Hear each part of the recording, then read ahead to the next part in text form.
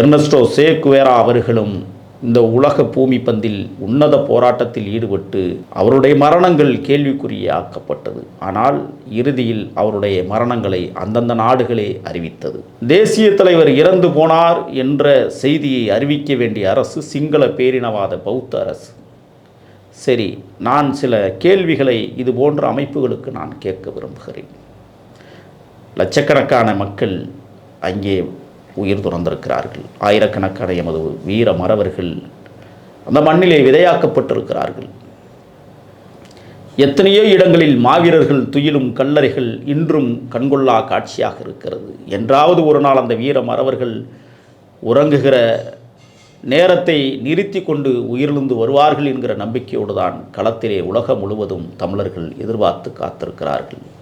சிங்கள பேரினவாத அரசு ஒரு முகத்தை அல்லது ஒரு உடலை அடையாளப்படுத்தி இதுதான் பிரபாகரன் என்று நம்மளுக்கு படம் போட்டு காண்பித்தது.